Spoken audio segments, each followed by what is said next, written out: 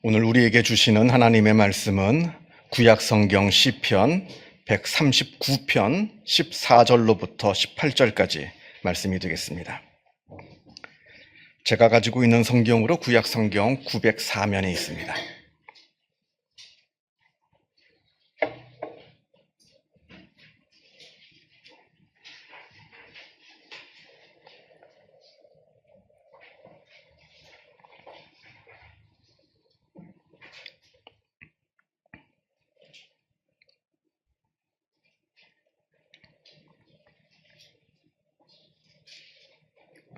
시편 139편 14절로부터 18절까지의 말씀을 봉독합니다. 이 계시의 말씀을 봉독할 때에 살아계신 하나님의 음성을 다 함께 들으실 수 있기를 바랍니다. 내가 주께 감사하오문 나를 지으심이 심히 기묘하심이라. 주께서 하시는 일이 기이함을 내 영혼이 잘 아나이다. 내가 은밀한 데서 지음을 받고 땅의 깊은 곳에서 기이하게 지음을 받은 때에 나의 형체가 주의 앞에 숨겨지지 못하였나이다. 내 형질이 이루어지기 전에 주의 눈이 보셨으며 나를 위하여 정한 날이 하루도 되기 전에 주의 책에 다 기록이 되었나이다. 하나님이여 주의 생각이 내게 어찌 그리 보배로우신지요. 그 수가 어찌 그리 많은지요. 내가 세려고 할지라도 그 수가 모래보다 많도소이다. 내가 깰 때에도 여전히 주와 함께 있나이다. 아멘.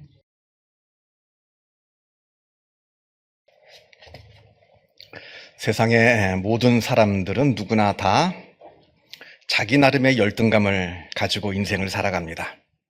세상에 열등감이 없는 사람은 아무도 없습니다. 왜냐하면 우리 인간은 누구나 우월해지고자 하는 욕구가 있기 때문에 그러합니다. 심리학에서 열등감과 우월감은 서로 같은 동전의 양면이라 이야기합니다. 우리 안에 우월해지고자 하는 욕구가 있기에 우리는 열등감을 느낍니다. 또 열등감이 있기에 우리는 지금보다 더 우월해지고자 하는 욕구를 품게 됩니다. 만약에 우리에게 열등감이 전혀 없다. 그래서 우리는 열등감을 전혀 느끼지 못한다라고 한다면 우리는 지금보다 더 성장하고 성숙해지려고 하는 그 성장 욕구를 전혀 느끼지 못할 겁니다.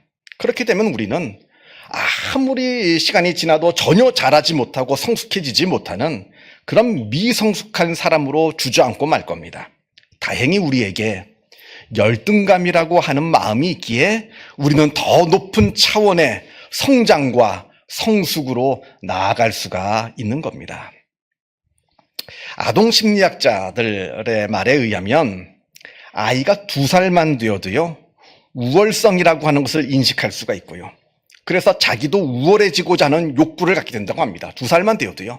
2살만 되어도 내가 우월해지겠다. 더 뛰어나겠다. 다른 사람하고 경쟁도 하고 아빠에 비해서 내가 너무 작은데 아빠처럼 내가 크고 싶고 하는 그 마음을 2살만 되어도 갖게 된다 합니다. 이 말은 반대로 아이가 2살만 되어도 열등감을 느낀다는 이야기죠. 왜냐하면 열등감과 우월감은 동전의 양면이니까요. 그래서 이 아이들도요, 자세히 이제 관찰해 보면 자기의 열등감을 극복하려고, 다시 말하면 우월해지려고 끊임없는 투쟁을 벌입니다. 더 성장하고 더 성숙해지려는 끊임없는 투쟁을 늘 자기의 삶 속에서 벌이고 있다는 겁니다. 여러분 아이들 보세요. 걸어가다 딱 넘어지죠? 벌떡 일어납니다. 주저앉지 않아요. 또 걷습니다. 또 넘어지면 또 걷습니다. 이 모든 것들이 다 성장하고 성숙해지고자 하는 투쟁입니다. 그리고 그 투쟁심의 원동력은 바로 열등감에 있는 겁니다. 자, 그렇다면 열등감이라고 하는 것은 무조건 다 좋은 거냐? 또 그렇지도 않습니다. 반대로 열등감이 너무나 지나쳐서 우리가 그것을 이기지 못하면, 그래서 그렇게 열등감에 내가 지배를 받게 되면 오히려 반대의 문제가 생기고 맙니다. 성장하고 성숙해지려고 하는 그 욕구, 그 자체를 완전히 잃어버리고 맙니다. 그래서 늘 자신감이 없고요. 늘 도망가려고만 합니다. 도전하려 하지 않고 늘 도망가려고만 합니다. 그리고 그렇게 도망가는 것도 잘 되지 않으면 이제는 자기보다 나은 사람들을 시기하고 비판하고 또 그들의 흉을 보고 하는, 그로 인해서 여러 많은 인간관계의 문제들을 일으키게 됩니다. 제가 유학 시절에 만난 어느 한 친구가 있는데요. 사실은 친구는 아니죠. 그렇게 친하게 지내지는 않았으니까요. 아무튼 그 친구도 신학을 공부하는 신학생인데 그렇게 늘 다른 사람들을 시기하면서 다른 사람들을 흉을 보고 험담을 하더라고요. 신학생인데도. 사람들이 이제 몇 명이서 모여서 이야기를 하다 보면 이 자리에 없는 다른 사람을 칭찬할 때가 있습니다. 여러분들도 그렇잖아요. 있다 보면 다른 사람을 칭찬할 때가 있습니다. 아, 그 사람 참 공부도 잘하고 성품도 좋고 이렇게 칭찬을 합니다. 그러면 이제 그 친구가 그 이야기를 딱 듣다가 꼭 끼어들어서 초를 칩니다. 그 친구가 특유의 표정이 있어요. 그거 알아요? 그 친구? 사실은 이러이러한 친구입니다. 꼭 그렇게 흉을 봅니다. 남들이 자기 앞에서 다른 사람을 칭찬하는 꼴을 못 봐요. 꼭 이 친구는 그 사람에 대해서 흉을 보고 험담을 해야 직성이 풀리는 겁니다. 그러니까 어떻게 됩니까? 사람들이 이 친구와 어울리지 않으려고 합니다. 불편하거든요. 만나면 맨날 다른 사람 흉 보고 다른 사람 험담하니까 듣기가 싫습니다. 그래서 이 사람을 안 만나려고 해요. 어쩌다 길을 지나가다 저 앞에 저 사람이 나타나면 멀리 돌아갑니다. 마주치기 싫어서. 참 불쌍하더라고요, 저는. 그 친구가 참 불쌍했습니다. 혹시 여러분 주변에도 이런 사람이 있습니까? 불쌍한 사람입니다. 불쌍하게 여겨야 되고요. 그게 다 자기 안에 가지고 있는 열등감 때문에 그 열등감을 내가 이기지 못해서 열등감에 지배가 돼서 그래서 그러는 겁니다. 그렇다고 이 친구가 무슨 특별히 열등감을 가져야 되는 어떤 조건이 있느냐? 아니에요. 보면 멀쩡합니다. 멀쩡해요. 그냥 멀쩡한 사람인데, 멀쩡한 학생인데, 그런데 늘 열등감에 빠져가지고 다른 사람들을 시기하고 흉을 보고 비난을 합니다. 여러분, 열등감이라고 하는 것은 객관적인 평가가 아닙니다. 주관적인 평가입니다. 무슨 말이냐면 나에게 열등감을 일으키는 어떤 객관적인 요소가 중요한 게 아니라는 이야기예요. 진짜 중요한 건 내가 그 요소를 어떻게 바라보고 있느냐. 내가 그 요소를 바라보면서 나 스스로를 어떻게 평가하고 있느냐 하는 주관적인 관점이 중요한 겁니다. 예를 들어서 가난한 집에서 태어났습니다. 그런데 어떤 사람은 그 가난이라고 하는 열등감에 지배당해서 평생 남들을 탓하고 세상을 저주하면서 무기력한 삶을 사는 사람이 있는 반면에 또 어떤 사람은 반대로 그 똑같은 가난임에도 불구하고 그 가난을 이겨내고자 끊임없이 노력하고 투쟁하는, 그래서 결국 성공에 이르는 그런 사람도 있다는 겁니다. 중요한 건 객관적 사실이 아닙니다. 그걸 바라보고 있는 나의 주관적인 관점입니다. 그리고 그렇게 끊임없이 나 자신을 긍정할 수 있는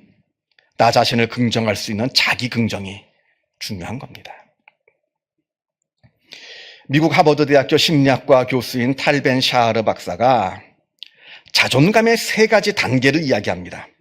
참고로 이분은 우리의 행복은 자존감에 달려있다, 우리의 자존감에 달려있다 이렇게 주장하는 분인데요. 그래서 높은 수준의 자존감을 소유한 사람들만이 이 행복이라고 하는 엄청난 가치를 누리게 된다 이렇게 이제 말하는 분입니다. 제가 얼마 전에 이제 새벽 기도를 오다가 새벽 기도 올 때마다 제가 차에서 라디오를 들으면서 이제 오는데 그 진행자가 이러더라고요. 어떤 사람이 이제 사연을 보냈는데 딸기를 먹었는데 딸기가 너무 맛있더랍니다. 그래서 내가 너무나 행복해졌대요. 그런 이제 사연을 보낸 겁니다. 그러면서 이 진행자 그 사연을 소개하면서 하는 말이 이렇게 딸기만 먹어도 이렇게 행복한데 왜 우리는 늘 불행을 느끼며 사는 걸까요? 이렇게 이제 이야기를 하는데 제가 그 말을 들으면서 우리 현대인들이 행복이라고 하는 것을 대단히 오해하고 있구나. 현대인들이 지금 행복이라고 하는 것을 오해하고 있다는 생각이 들었습니다. 여러분, 딸기가 맛있는 건 기분이죠. 행복이 아닙니다. 그냥 내가 맛있어서 기분이 좋아진 겁니다. 딸기가 여러 개 있는데 하나 먹었더니 맛있어요. 그 다음 거 먹었더니 쉬어요. 인상이 찡그려졌어요. 그러면 방금 전에 행복했다가 지금은 불행한 겁니까? 이건 기분입니다. 많은 사람들이 이 기분과 행복을 구분할 줄 모릅니다. 제가 전에도 한번 말씀드렸지만 소확행, 작지만 확실한 행복, 맛집을 돌아다니고 취미 생활을 하고 그걸로는 절대로 우리가 행복을 누릴 수가 없습니다. 현대인들이 왜 행복을 누리지 못할까요? 이 많은 것들을 누리면서 우리는 왜 행복을 잃어버리면서 살까요? 행복이 뭔지 모르거든요. 그냥 이런 사소한 감정이 행복인 줄 아니까. 행복이 뭔지를 모르니까 행복을 누릴 수가 없죠. 모르는데 어떻게 누리겠습니까? 중요한 건 행복을 누리는 것보다 무엇이 행복인지를 아는 게 중요합니다. 행복이란 나의 내면에 나의 가장 깊숙한 내면 속에서 가장 높은 것, 가장 지고한 것, 가장 고상한 것, 가장 궁극적인 것을 바라볼 때 느끼는 그 희열, 그 감동, 그 감격, 그때의 감사, 이게 바로 행복입니다. 취미생활, 맛집, 그건 내 기분이에요. 오락가락하는 내 기분. 자, 이게 중요하다는 이 말씀을 드리면서요. 아무튼 사하르 교수가 우리의 행복의 비결은 자존감에 있다라고 하면서 그 자존감의 단계를 셋으로 나누어서 이야기합니다. 의존적 자존감, 독립적 자존감, 그리고 무조건적 자존감.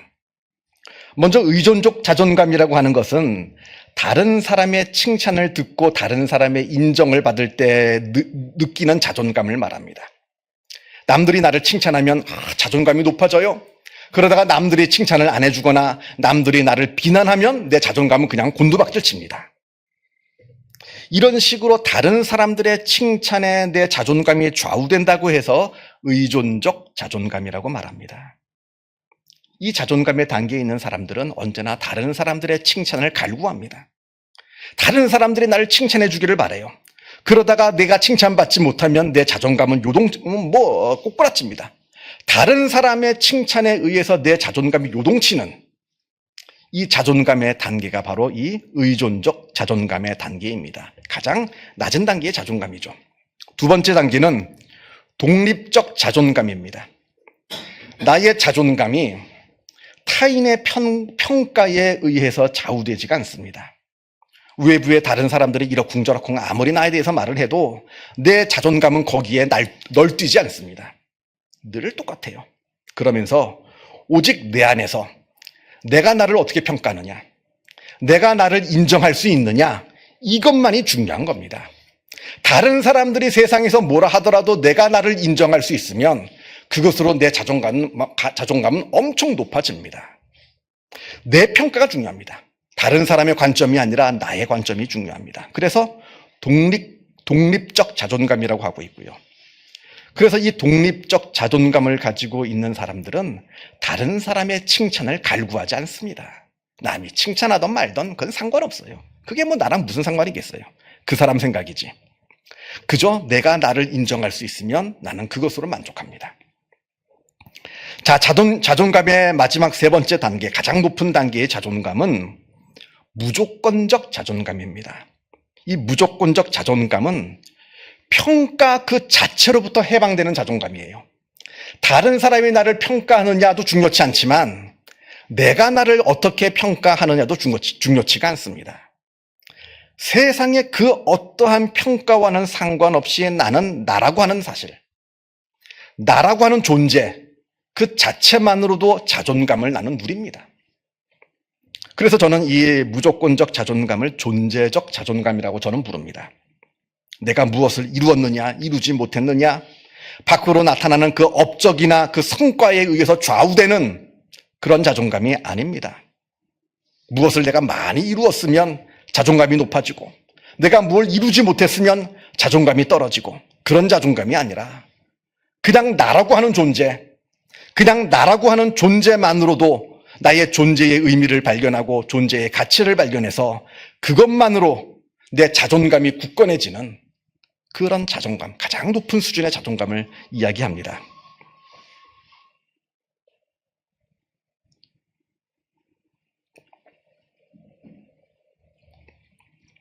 샤르 교수는 우리의 자존감을 키우는 이 과정을 자아실현의 과정이라고 말합니다. 그러니까 자아실현이라고 하는 것은 결국에 나의 자존감을 키우는 겁니다. 낮은 단계, 가장 낮은 단계의 의존적 자존감에서 시작해서 결국에는 가장 높은 단계인 이 존재적 자존감에 이르는, 이게 바로 자아실현의 과정이라는 거예요. 그리고 이러한 가장 높은 이 존재적 자존감에 이를 때에 나는 행복이라고 하는 아주 높은 가치의 그 놀라운 그 행복의 은혜를 누리게 된다라고 말을 합니다. 중요한 이야기입니다. 자, 그런데 여러분, 중요한 것이 있습니다. 존재적 자존감이 중요한 건 알겠는데, 그렇다면 나는 어떻게 나의 존재의 의미와 가치를 발견할 수 있을까요? 여러분이 여러분 자신을 잘 알잖아요. 얼마나 연약한지, 얼마나 형편없는지, 얼마나 우리가 나 자신이 부족한지, 다른 사람은 날 보고 뭐 대단한 사람이라 말할 수 있을지는 몰라도 나는 알잖아요. 내가 얼마나 형편없고 연약한지 내가 압니다. 그렇다면 나의 모습을 바라볼 때 어떻게 내가 나의 존재의 의미와 가치를 발견해서 이 존재적 이 자존감의 단계까지 어떻게 오를 수가 있겠느냐 하는 말입니다. 자, 오늘 본문을 보겠습니다. 오늘 본문 시편 139편은 다윗의 시입니다. 그리고 오늘 본문 14절을 보면 내가 주께 감사하옴은 나를 지으심이 심히 기묘하심이라 이렇게 다윗이 노래합니다. 하나님께서 나를 지으셨는데 나를 정말로 놀랍게 나를 지으셨다는 겁니다. 그래서 다윗이 지금 하나님을 찬양하고 노래합니다. 그런데 여기에 조심해야 할 것이 한 가지가 있습니다. 이 말은 자기가 지금 잘났다는 얘기가 아니에요. 남들이 나를 위대한 왕으로 인정하고 나를 위대한 왕으로 추앙하고 있습니다. 그래서 내가 하나님을 찬양합니다. 어떻게 하나님은 나를 이렇게 대단한 존재로 만드셨습니까? 이게 아닙니다. 또 그리고 아무리 내가 나지만 내가 나를 들여다보는데 참 아무리 나지만 내가 참 대단한 사람이다. 어떻게 저 총구석 베들레헴 맨 막내 아들에서부터 시작해가지고 어떻게 이렇게 왕의 자리까지 내가 오르게 되었느냐? 그 험난한 시절 다 보내고 어떻게 내가 이곳까지 올라올 수 있느냐? 내가 아무리 나지만 내가 나 자신을 볼 때 참 나는 대단한 사람이다. 그래서 나는 하나님께 감사하고 찬양합니다. 이 이야기도 아닙니다. 이 구절을 바르게 이해하기 위해서는 이 시를 처음부터 봐야 됩니다. 우리가 좀 길어서 다 처음부터 보지는 못했는데요. 1절 말씀을 봅니다. 1절 말씀을 보면 다윗이 뭐라고 고백하냐면 1절에서 하나님께서 나를 아신다 이렇게 고백합니다. 그러면서 2절을 보면 하나님께서는 나의 앉고 일어섬을 아시고 멀리서도 나의 생각을 아신다 이렇게 말합니다. 5절로 넘어갑니다. 5절에는 하나님께서 나의 앞뒤를 둘러싸시고 내게 안수하셨다 이렇게 노래합니다. 이 말은 하나님께서 언제나 나와 동행하고 계신다라고 하는 뜻입니다. 그렇게 하나님께서 나와 동행하시되 어디까지 하나님께서 나와 동행하시냐면 8절에 내가 하늘 높이 올라가도 하나님은 거기서 나와 함께 계시고 반대로 내가 수월 땅 깊숙한 곳까지 내가 내려가더라도 하나님께서는 그곳에서 나와 함께 하신다라고 노래합니다. 9절을 봅니다. 내가 새벽 날개를 치고 바다 끝까지 날아갈지라도 그때도 하나님께서는 거기에서 나와 함께 하고 계신다 노래합니다. 그러니까 오늘 다시 본문 14절로 와서요. 다윗이 지금 자기 자신을 바라보면서 스스로 감탄하는 이유는 하나님이 어떻게 나를 이렇게 멋진 존재로 만드셨습니까? 라고 감탄하는 이유는 자기가 무슨 대단한 인물이라서 자기가 무슨 대단한 업적을 가지고 있어서 자기가 무슨 재능을 가지고 있어서 뭐 그래서 감탄한 것이 아니라 하나님께서 나와 함께하여 주심 이걸 지금 감격해하고 감탄해하고 있는 겁니다. 다시 말하면 나와 하나님과의 관계 안에서 내가 하나님의 눈으로 나를 바라보니까 내가 대단한 겁니다. 인간의 눈으로 나를 바라보는 게 아니라 하나님의 눈으로 나를 바라보는 겁니다. 내가 보잘것없고 아무 형편없는 사람인데도 그럼에도 불구하고 하나님께서 끝까지 나를 사랑하시고 끝까지 나와 함께하여 주시는 그 사실을 보니까 내가 내 자신이 달리 보이는 거예요. 그 형편없던 내가 대단해 보이는 겁니다. 하나님의 눈으로 바라보니까. 지금 이걸 이야기하고 있는 겁니다. 그러면서 17절 하나님이여 주의 생각이 내게 어찌 그리 보배로우신지요. 나를 향하신 하나님의 뜻, 그 하나님의 사랑, 내가 어떠하든지 내가 잘났던 못났던 나와 늘 함께 하여 주시는 그 하나님의 사랑이, 그 생각이 어찌 그리 보배로우신지요. 노래하는 겁니다. 지금 나는 그 보배를 누리고 있는 존재입니다. 내가 잘났던 못났던 간에 나는 그 엄청난 보배를 지금 누리고 있는 존재입니다. 그러니까 내가 대단한 존재라는 거예요. 그러면서 17절을 계속 보면 그 수가 어찌 그리 많은지요. 그리고 18절에 내가 세려고 할지라도 그 수가 모래보다 많도소이다. 하나님의 생각이 많다는 얘기는 크다는 이야기입니다. 나를 향한 그 하나님의 사랑, 하나님께서 나와 함께 해주시고 나와 늘 동행해 주시는, 내가 보잘것없는 존재임에도 불구하고 나와 함께 하시는 그 하나님의 사랑이 어찌 그리 큰지요. 내가 아무리 세어보려 하더라도 셀 수 없을 정도로 너무나 큰 사랑입니다. 이렇게 지금 다윗이 고백하고 있습니다. 다시 말씀을 드립니다만 다윗이 지금 자기 자신을 바라보면서 경탄하는 이유는 자기가 잘나서가 아닙니다. 저 시골, 저 베들레헴에서 시작해서 왕의 자리까지 올라가는 이 입지전적인 엄청난 골리앗도 그 과정 가운데서 내가 물리치고 다윗의 박해도 사울의 박해도 죄송합니다. 사울의 박해도 내가 이겨내고, 이런 자기의 잘난 모습을 이야기하는 것이 아닙니다. 그런 자기 교만, 자기 자랑의 노래가 아닙니다. 다윗이 자기 자신을 바라보면서 놀라는 이유는 단 하나, 하나님과의 관계성, 그 한 가지입니다. 내가 무엇이기에 하나님께서 나를 이토록 사랑하시며, 내가 무엇이기에 하나님께서 나와 이토록 함께 하시는가, 이걸 지금 노래하고 있는 겁니다. 나는 대단한 사람도 아니고요, 그렇다고 의로운 사람도 아닙니다. 그럼에도 불구하고 하나님께서 나를 내치지 아니하시고 끝까지 동행하여 주시고 함께 하여 주시는 이 신비스러운 사랑, 이걸 깨달으니까 나의 존재의 의미와 가치가 새롭게 다가오는 겁니다. 그리고 그렇게 나의 존재의 의미와 가치를 새롭게 발견하게 되니까 내가 나를 사랑할 수가 있습니다. 내가 나를 용서할 수가 있습니다. 내가 나를 용납할 수가 있고요, 그리고 내가 나를 자랑할 수가 있습니다. 세상적인 관점, 인간적인 관점에서 자랑하는 것이 아니라 하나님의 관점에서 바라보니까 내가 나를 부끄럽게 여기지 않냐고 자랑할 수가 있는 겁니다. 그러면서 내가 나 자신을 바라보면서 나에 대해서 감사할 수가 있는 겁니다. 성도 여러분, 여러분은 여러분 자신을 사랑하고 계십니까? 그리고 여러분은 여러분 자신을 자랑하고 계십니까? 여러분은 여러분 자신을 두고 하나님께 감사드린 적이 있습니까? 무슨 좋은 것이 생겨서 감사드린 적은 많으실 텐데, 하나님, 내가 나라서 감사합니다, 그렇게 감사한 적이 있으십니까? 여러분이 여러분 스스로를 사랑하고 자랑할 수 있고 또 감사할 수 있다면 도대체 그 이유는 무엇입니까? 세상 사람들이 바라보는 관점에서 그러합니까? 아니면 하나님의 관점에서 그렇게 자랑하고 사랑할 수 있는 겁니까?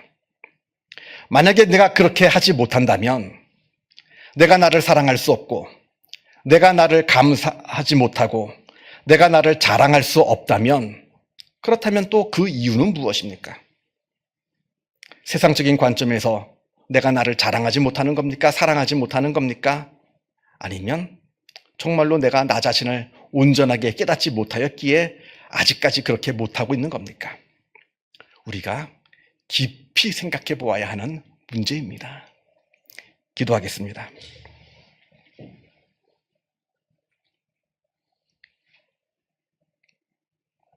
사랑과 은혜가 충만하신 하나님 아버지, 주인된 우리를 하나님께서 먼저 사랑하여 주시어서 우리를 하나님의 자녀 삼아 주심에 그 은혜에 감사를 드립니다.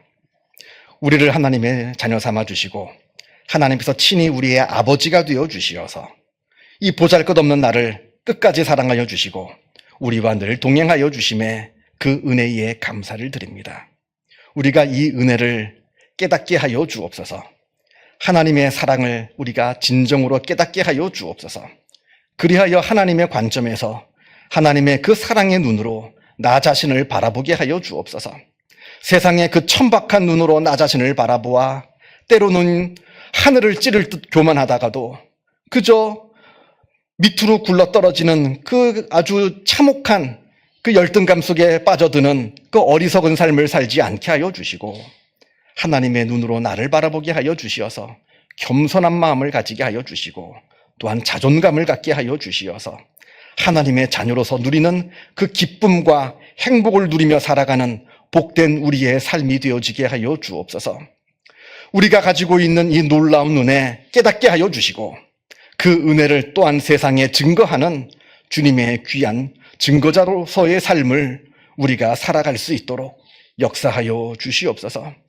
모든 것 하나님께 감사드리오며 이 모든 말씀 우리 주 예수 그리스도 이름으로 기도하옵나이다.